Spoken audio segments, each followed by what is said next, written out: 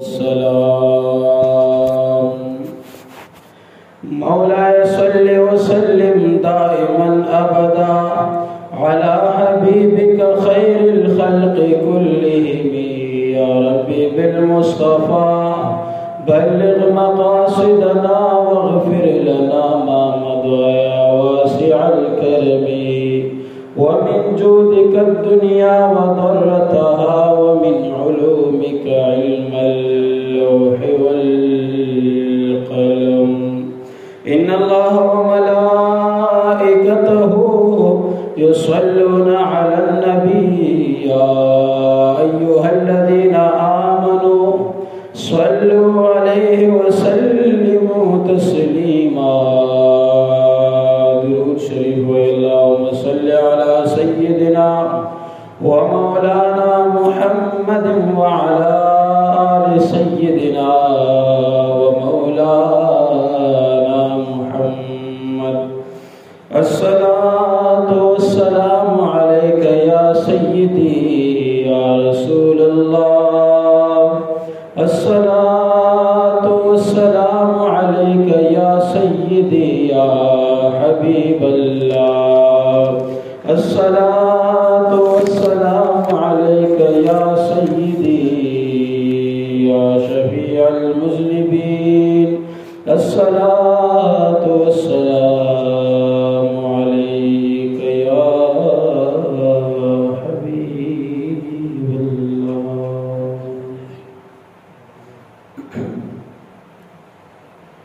तमाम तारीफ़ व तौसीफ़ हम्द व सना लुई और बड़ाई रब कदीर जल्ल जलालहू व अज़ीमा बारगाहे रिसालत बारगाहे रबूबियत की द अक़ीदत और इरादत फिर ज़बानी उड़ान कौल नबाद द हुज़ूर नबी मुकर्रम नूर मुजस्सम ताजदार मदीना सुरूर क़ल्ब सीना बाइसे तख़लीक़ कायनात बज़्म कायनात ज़ीनत कायनात महबूब कायनात गमगुसार उम्मत जनाब मुहम्मद मुस्तफ़ा सल्लल्लाहु अलैहि व आलिहि वसल्लम रिसालत मआब की द अक़ीदत और इरादत गुलनो पेश कौल नवाद निहायत ही मुअज़्ज़ज़ व मुहतशम व काबिल सद अदब व एहतराम हाज़िरीन व सामिईन द इलाहुल आलमीन जल्ल जलालुहु अज़ीम एहसान दे द इलाहुल आलमीन जल्ल जलालुहु अज़ीम एहसान और लाख लाख शुक्र दे जिसमंगो सासो पसंदगी की दाज़ीमा औरज़ सय्यदुल अय्याम जुमईदा मुबारका रा नसीब उगर ज़वल इलाहुल आलमीन जल्ल जलालुहु दे जुमए मुबारके और रमज़ान शरीफ बरक़ात ज़मंग नसीब की। अवलन इलाहुल आलमीन जल्ल जलालुहु न दुआ कि माता दा हक़ वैना और बहरे बांधे द अमल कौल तौफीक रा नसीब की। सानियन दे इलाहुल आलमीन जल्ल जलालुहु तासुता द हक़ और इदलो और बहरे बांधे द अमल कौल तौफीक दर नसीब की। मुहतरम म्याश रमज़ान मुबारक ता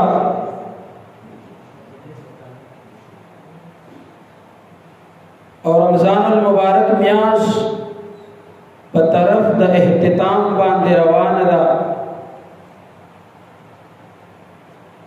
द रमज़ान मुबारक आखिरी अशरा और आखिरी जुम्आ दा इलाहुल आलमीन जल्ल जलालुहु दे आइंदा जुवन के हम ज़मंग रमज़ान शरीफ नसीब उगर ज़ई। मुहतरम रमज़ान शरीफ सर योसू मसाइल अगर रिलेटेड दी यानी रमज़ान शरीफ सरा योसू मसाइल چې هغه صرف د رمضان شریف د میاشتې سره مناسبت ساتي هغه کې یو مسأله ده چې هغه د سرسایې ده.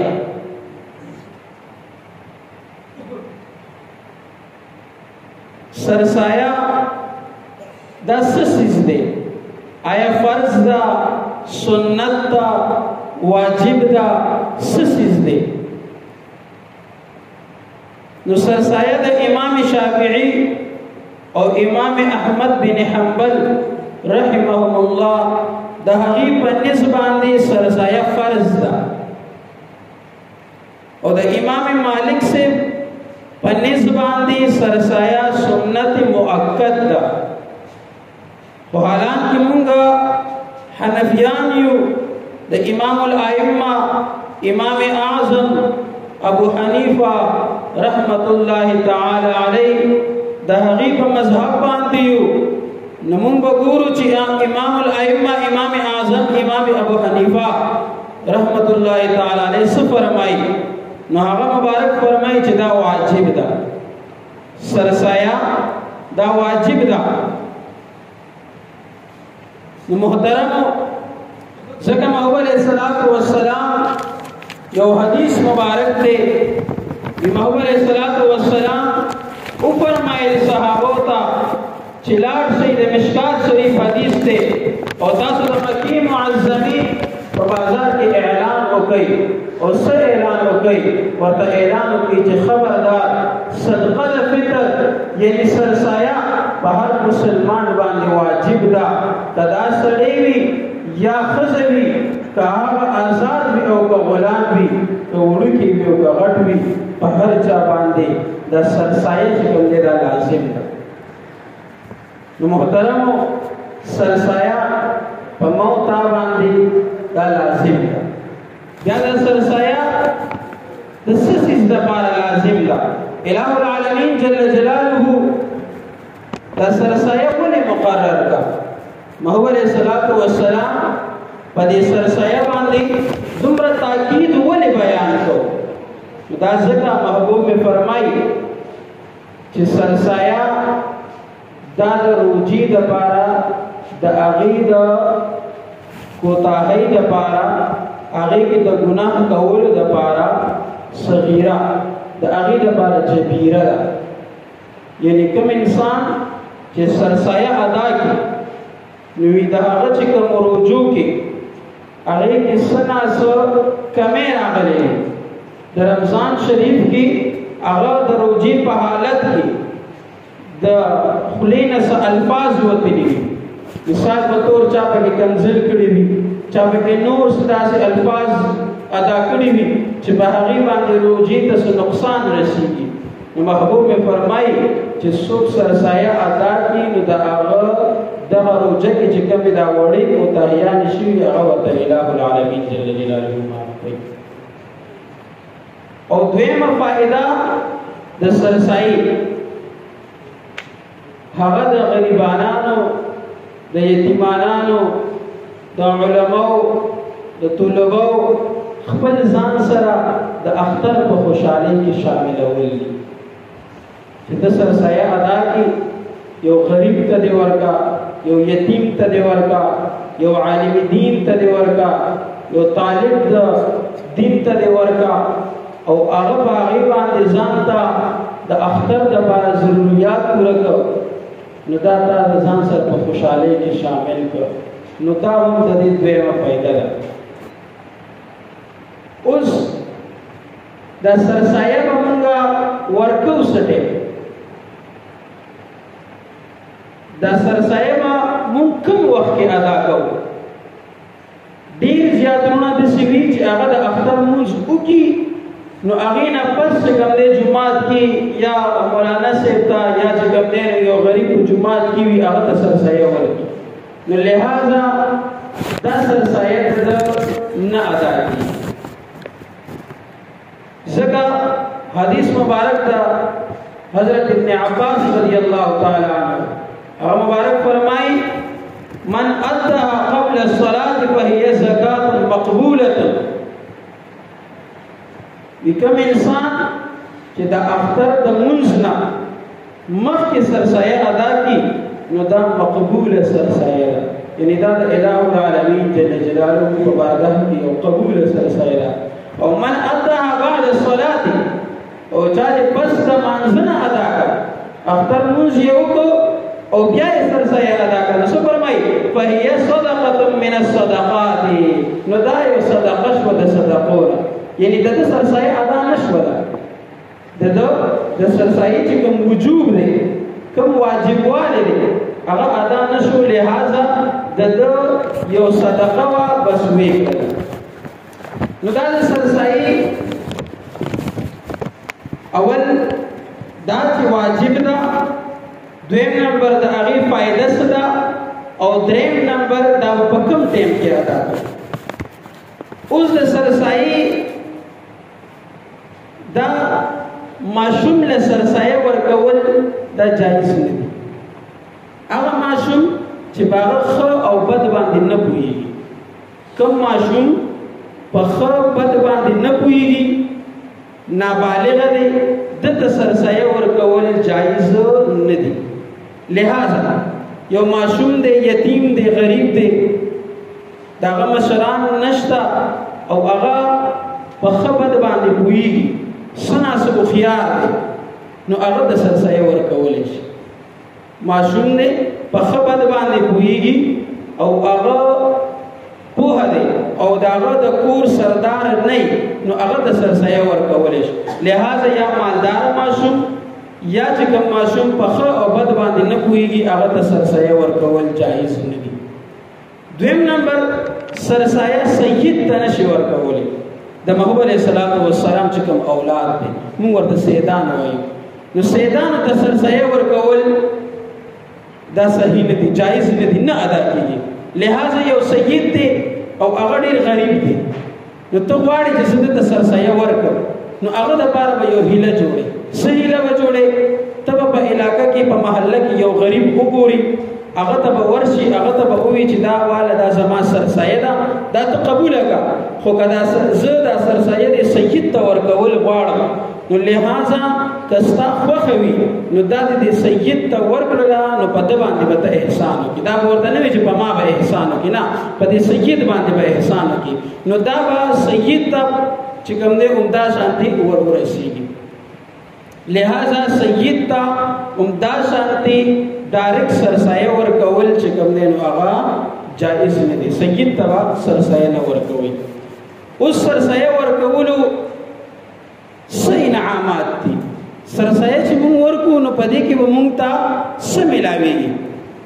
نو اول نمبر محمد علیه السلام فرمایي چې د ده بدن د ګناهونو نه پاک شي. چې کوم انسان سرسایه ورکي د ده بدن د ګناهونو نه پاک شي.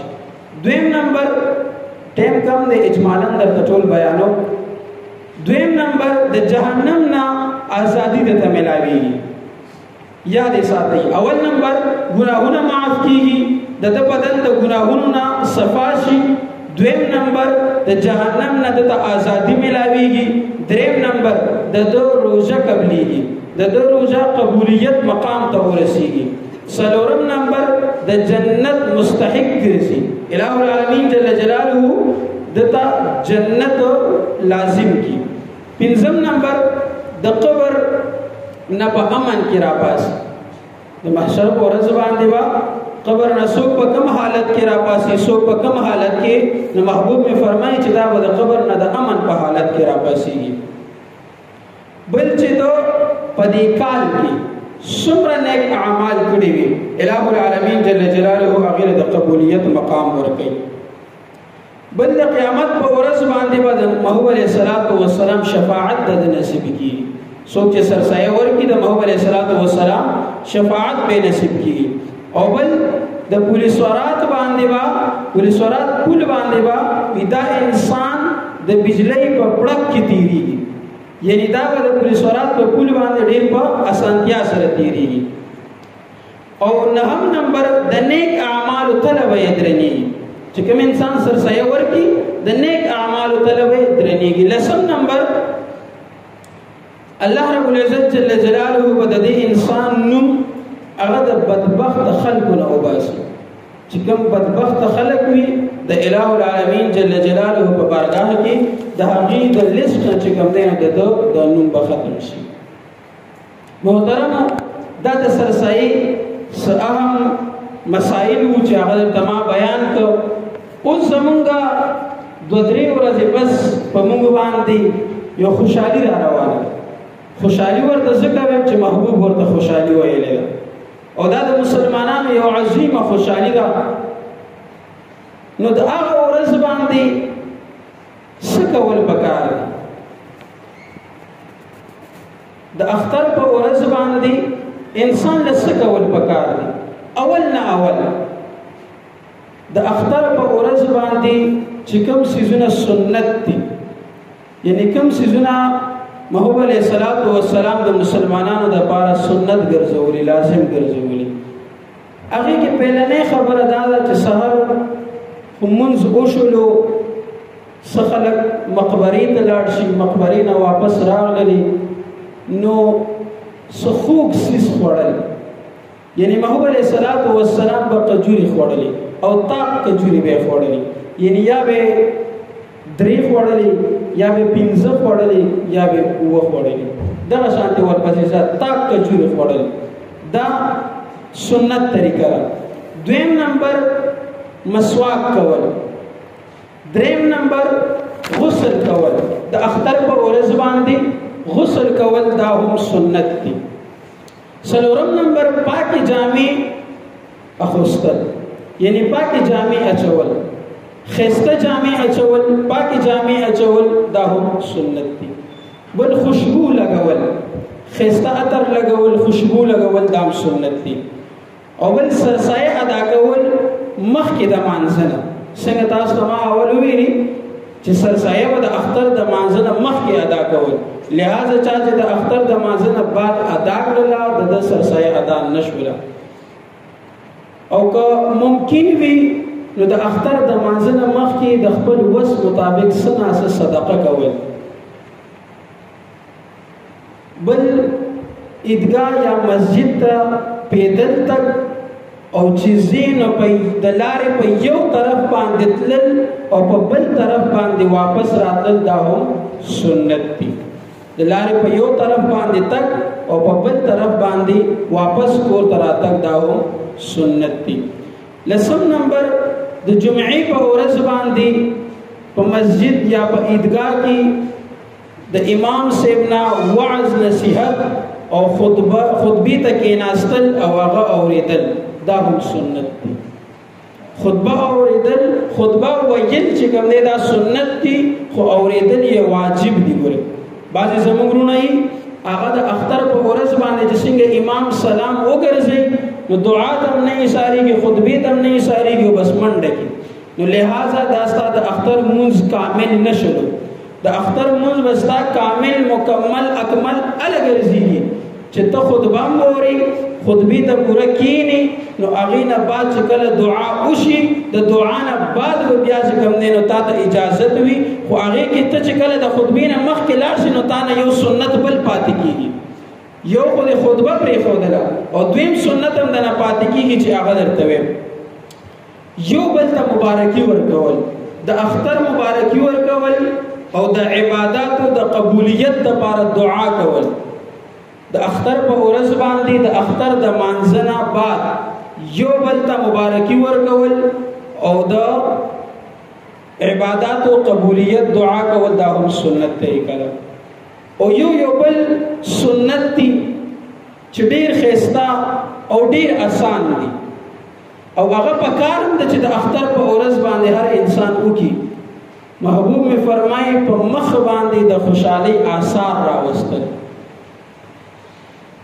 چې د اختر په ورځ ستا ته څوک وګوري چې ستا په مخ باندې د خوشحالۍ آثار وي او یو بل سره په کولو تندي باندې ملاوېدل.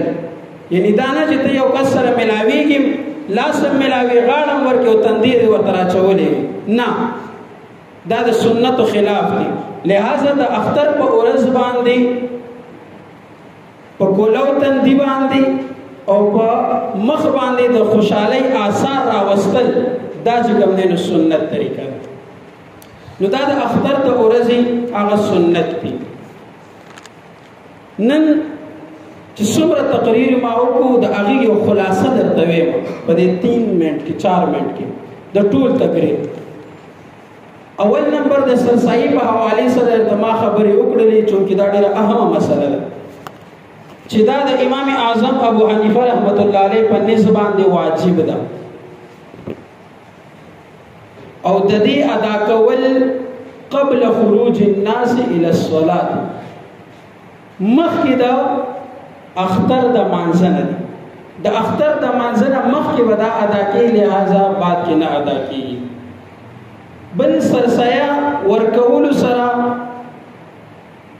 د انسان په روژه کې چې کومې کوتاهیانې راغلي وي یا هغه نه کوم واړه ګناهونه شوي وي او دې سرسایه ادا کړي نو هغې سره دا ختمیږي. د هغې دپاره دا یو جبیره یو پټۍ ګرځي. او بل د سرسایي ورکولو فایده چې زمونږ په محله کې په معاشره کې په کلي کې کم غریبانان وي کم یتیمانان وي هغې ته چې سرسایه ورکړي نو هغې خپل ځان سره د اختر په خوشحالۍ کې شاملول.